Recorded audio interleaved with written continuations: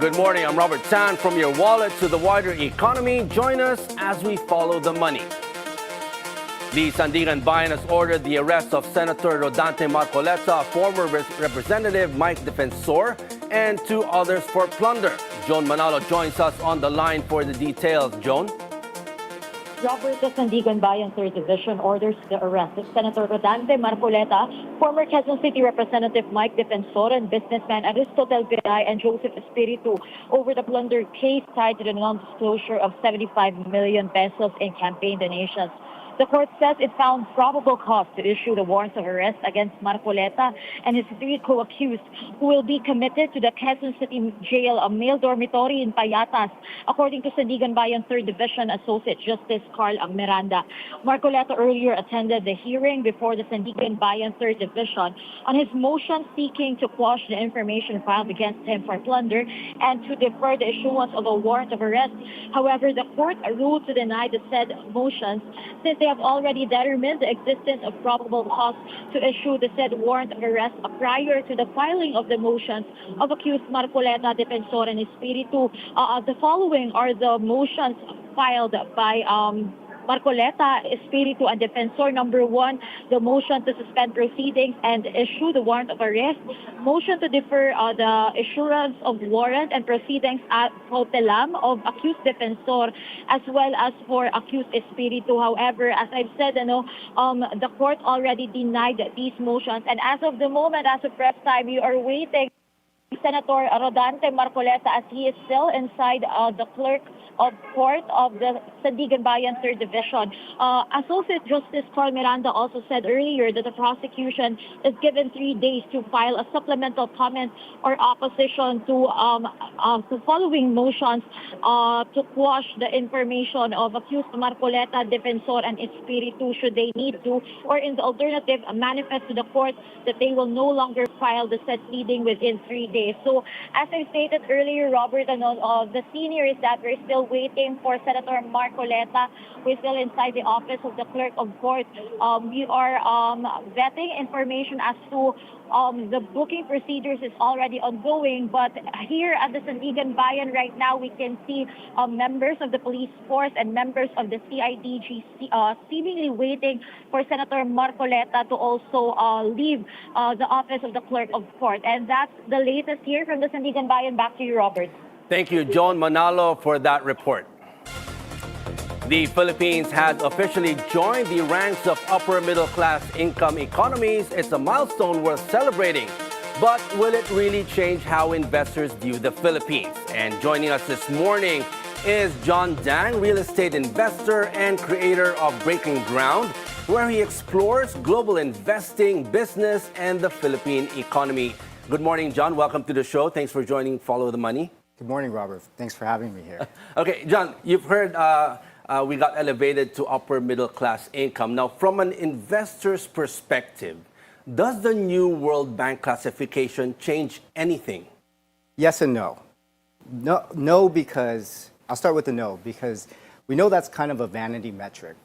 The upper middle income class, it's largely part of that calculation includes overseas remittances. It also includes income from foreign companies capitalizing on cheap labor here. But it doesn't account for cost of living or purchasing power parity. When you consider even the number at $4,800 or $4,300, whatever it is, dollars per year, the average of that is somewhere around $400 per month, about $23,000, $25,000 a month. That's not even enough to pay for rent on a condo in Metro Manila. Because that's close to minimum wage. It's the minimum wage here, although by world banking standards, that's upper middle income, it doesn't buy you much in the Philippines, and that's what it doesn't take account for. It's pretty much a vanity metric simply because, and it makes sense, it's not necessarily a bad thing because the World Bank needs, if they can categorize us with, it's all part of a better credit rating per se. Yes. So if they're able to categorize us in a higher tier, that means more foreign direct investment, more sovereign wealth funds, global portfolio investments could potentially flow But into you said it. vanity metric. So what's the disconnect between the numbers that is being shown and what's happening on the ground? Yeah, so on the ground, the reality is we still have a huge employment problem. If you look at the unemployment metrics, I think it was about 5% to 3%. That's similar to the US, okay? But in reality, we still have a huge underemployment problem. The unemployment metric, first of all, measures things like people who are not looking for jobs, measures people who are in the side economy, making side hustles. It measures people who are receiving OFW remittances, so it's misleading. Now, the bigger problem is the underemployment. That's the number we should be looking at. Like, do people have true job security, and do people actually make the type of money that they deserve on their skill level? That's the metric that's probably more appropriate. But if you look at the reality on the ground, approximately, it's estimated that 34% of families require on a single income earner, right? So breadwinners, for example. And then there's the average household is probably overcrowded with extended families. And the average income earner can't even afford a condo in Metro Manila. Yes. So what does that tell you? They have to be at the outskirts, but then at the end of the day, it becomes more expensive because commuting, the traffic, the time it takes to to their work. So 2 to 4 hours of commute per day. That's the quality of living. It doesn't really say much about the quality of living. Do you see a lot more of the average workers today really trying to augment their employment pay from doing side hustles more, going to the gig economy? I think that's a common thing here in the Philippines. It's totally common to take on multiple jobs. Even if you're a freelancer or you're working for someone overseas, it's common to take on multiple employment. It's kind of like the standard here. Now, if we look at the macro level now, John, every major event like war, tariffs, shifting alliances, even AI moves trillions of dollars around the world. Now, what's the biggest global shift do you see happening today that every Filipino should be paying attention to? Well, right now, the world's liquidity is funneling into AI innovation. And it's not just the hyperscalers like ChatGPT. It's everything from the picks and shovels of the entire play and the AI infrastructure. We're talking about data centers, semiconductor and chip manufacturers. We're talking about the whole entire energy grid. All that money is flowing to the U.S. markets right now because of the AI race between U.S. and China, right? And so how is that going to impact our economy? Well, one, it's gonna largely affect the liquidity. Our stock market is gonna suffer from it, but the Philippines isn't the only one suffering from lack of liquidity. But in terms of opportunity, John, where does the Philippines fit into this picture of the advent of AI, the advent of technology? People, are looking into this industry and even renewables. Well, see, here's the thing. The interesting thing is this over demand for AI. We have an undersupply of it. And in order to supply all the infrastructure, the robotics, the EV batteries, we need critical minerals. The Philippines happens to be the 5th richest country for mineral resources.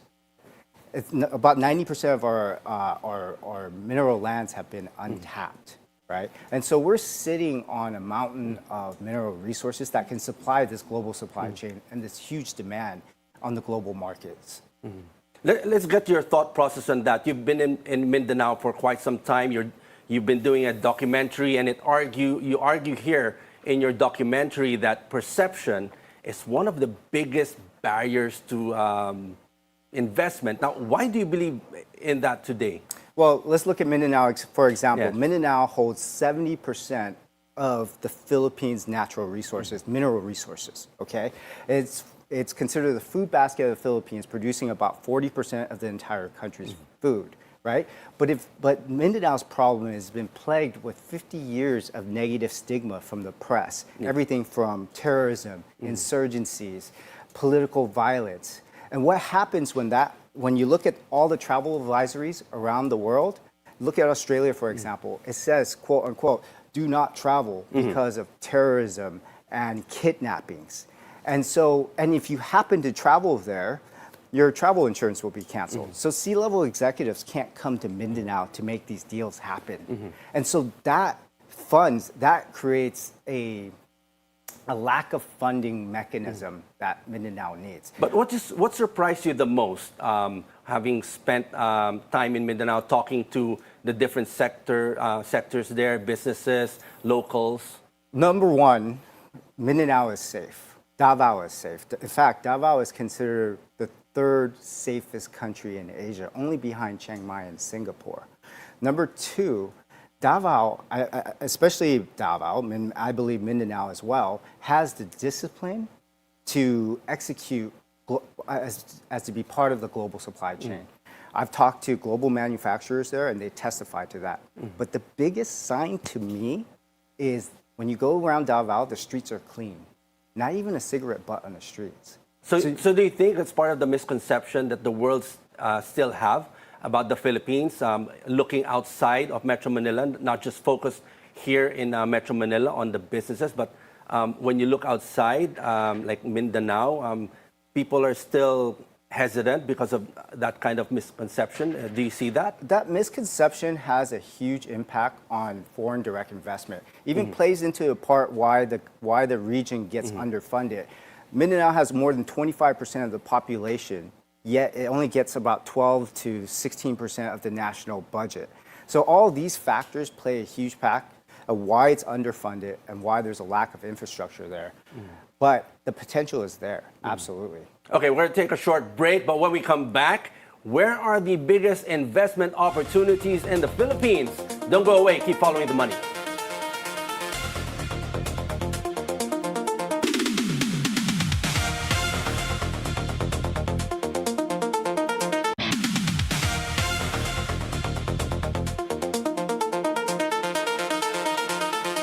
Welcome back to Follow the Money. You're still tuned into our discussion with John Dang, real estate investor and creator of Breaking Ground. Now, John, looking at our ASEAN neighbors, comparing it here to the Philippines, which country does a better job than the Philippines in attracting investment? And what can we learn from our ASEAN neighbors? 100% Vietnam. Vietnam has sold themselves as the China plus one story. They border China. They tell you, you come to Vietnam, you're going to get efficiency, reliability, your margins, you can own it. And by the way, you can own 100%. But does that come without bias and pure objectivity? Seeing that well, here's the thing. They sell it well, right? Yeah. And by the way, you can own 100% of your entire export business, which you're going to struggle with that issue because of the 60-40 rules here. But they package it well and they sell it well to a CFO. What's interesting is, I actually believe Philippines has a better foundation for some of these companies that they're bringing in, like Samsung. Yeah. So they're bringing chip manufacturers like Samsung, but Philippines should probably be the better option because one, we have a younger population. Two, we have English proficiency all across the board here. And three, we're sitting on a mountain of mineral resources needed to supply all that stuff. So what's lacking? What can we learn? Let's say, I think you mentioned Vietnam.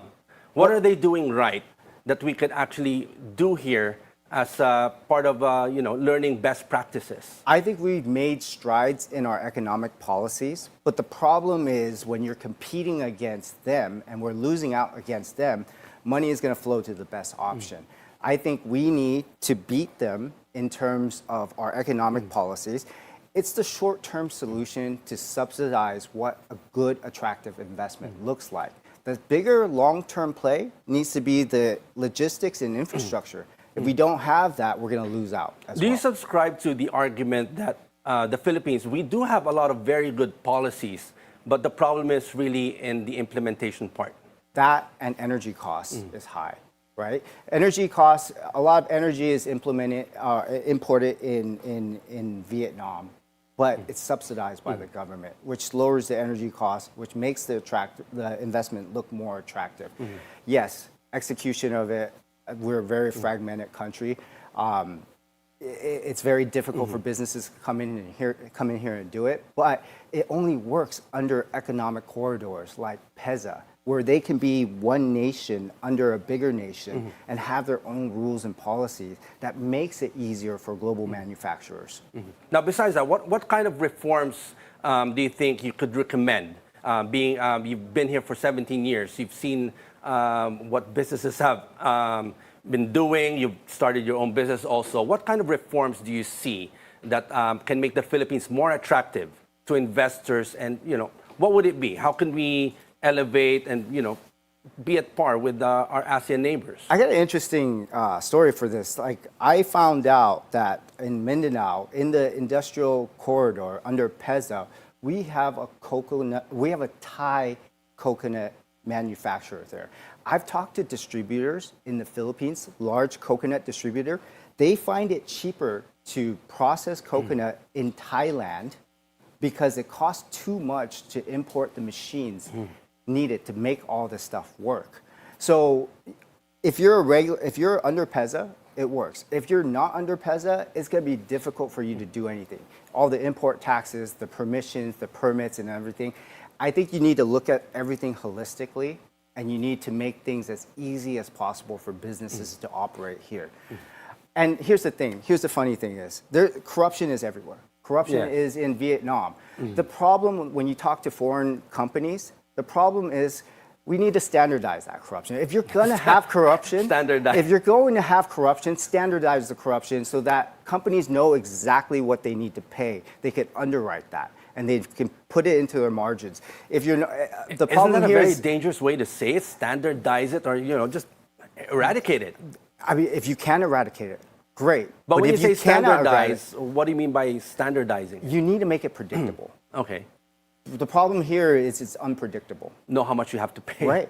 If you're a But company it goes both investing ways, billions right, in capital John? here, There's an argument. It goes both ways. So there won't be any corruption if those who are in business won't really subscribe to that.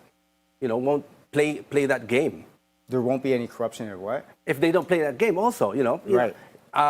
If the problem is you want things done fast, Right. but there's a lot of bureaucracy. But then there's a Absolutely. shortcut, Absolutely. and people do that. Yeah, I mean it's detrimental. Yeah. Okay, there's no way to sugarcoat it. Corruption is detrimental for this country, but there's corruption in Indonesia. There's corruption in Vietnam and Thailand, but they're getting ahead of us. Why is that? We need to ask that question. Why are they getting ahead, and why are we falling behind?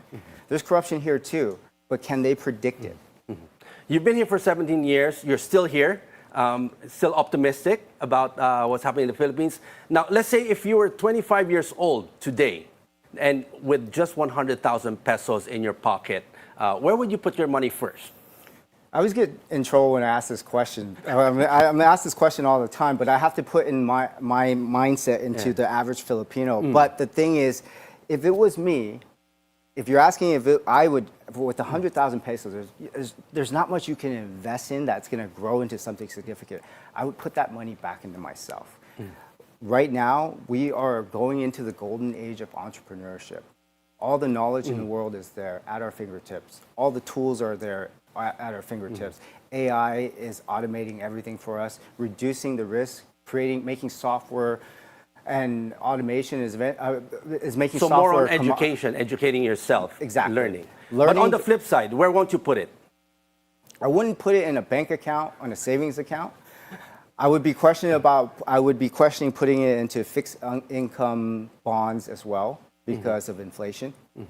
Okay, now, looking ahead, let's say 10 years from now, which will create the most wealth? Do you think it's AI, entrepreneurship, real estate? You've been in real estate, energy, or global investing? Which do you think is the number one? I think entrepreneurship because it's powered by AI.